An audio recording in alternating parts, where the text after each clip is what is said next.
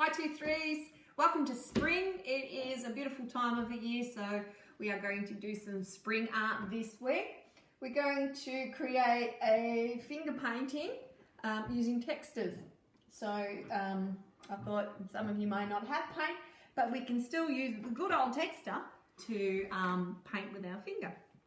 So the very first thing you need to do is to get yourself a piece of paper and draw some flowers. Different shapes, different colours and designs. Okay, so let's get started. Alright, so I don't want to do exactly the same as I did last time. So I'm going to start down here.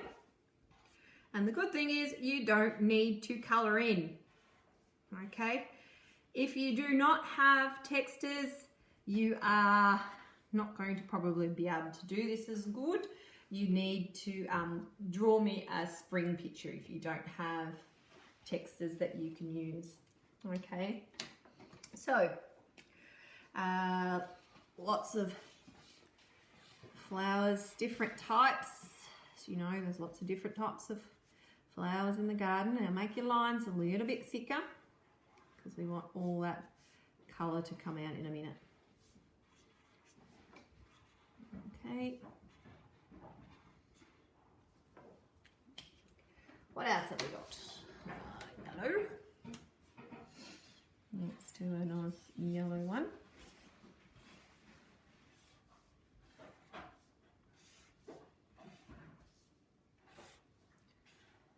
Okay, and I might put another colour in this one. I might put a blue in with this one, and if you know your colour mixing, you should know what yellow and blue are going to make when we mix them together. Okay, so I'll show you how I did my rose there. All I did was just squiggly lines around, one way of doing it, or you can join bits like this as well. Okay, if you want to add a bit of a rose, purple roses are nice. Okay, that'll do. If you want, you can do more, I don't mind.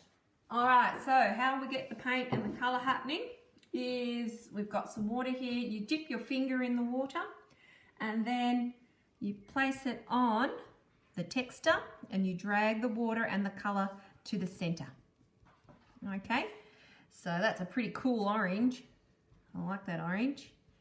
And you colour it or paint it in just with your finger and a bit of water. So it's like a pretty cool magic trick, really.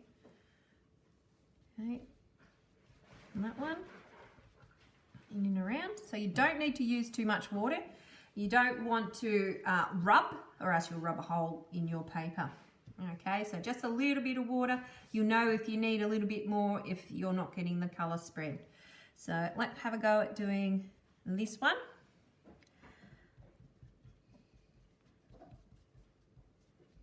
A little bit bluey green in this flower.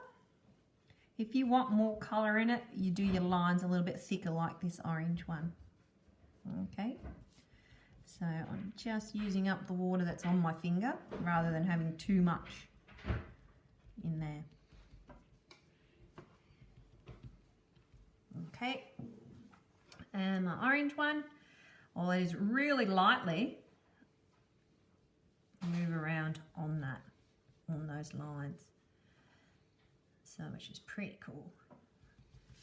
And your red one.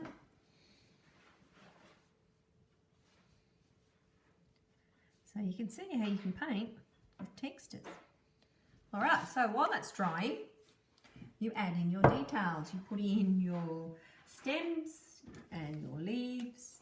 So try not to get your texture in the water. Okay, another nice rose there. They have little leaves. So you do a row of lots of little leaves down your rose. And this one here is a little bit like a daffodil. daffodils don't have that in it, but anyway.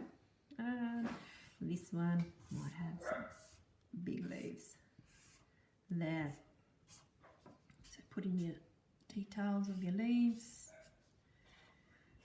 Okay. Then a bit of colour. Okay, make it look pretty interesting. So press different weights on your pencil and you'll get different shades of the green, just to make your leaves look a little bit more interesting. So nice and light towards the top perhaps, and a bit darker where it joins onto the stem. So that's pretty cool. So again, this one, dark around the bottom, light. So you're trying to get a little bit of value into your leaves, just to give them a little bit more interesting look. Okay, so while you're doing all of that, these bits here should be drying. Okay, so take your time to do your colouring. Okay, you've got lots of time to do that. All right, yep, try to keep off those bits. All right, so once it's dry, I haven't got one that's dry, so I'm going to work on this one, is that you add the detail with a black. If you use a black watercolour texture, it will run into here, so try not to. See if you can find a black permanent texture, and then you won't get that running in your colours. Okay, so now we just add a little bit of detail back into our flowers. Okay, so add a little bit there, a little bit of detail in the leaves as well. I might follow that stem, and I think I'll just go around the outside of this one just to make it look a little bit interesting. A few spots in the middle. See, my texture doesn't like the wet paint, so make sure it's all dry when you do yours. Okay, so around and around. So I want to see this detail that you put back into your flowers, just to give it that little bit of extra oomph, your artwork, rather than just flowers sitting there.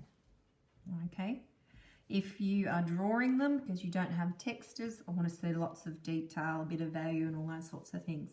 You can add a border to your work. So this week, so have a go at doing just a little different corner border, just to make your page a little bit more interesting. But whatever you do, you've got to keep your borders a little bit the same. Okay, so circle, wiggly line, circle, wiggly line, circle.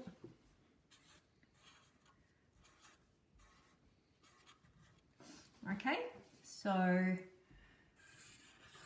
looks pretty cool. I really enjoy doing these. They're very easy to do and very effective. Okay, so you'll have lots of fun doing this little activity. Okay, so I'll put it up the right way for you to see a quick demo of your finger painting flowers for you to do. So happy spring and happy arting. See you next week.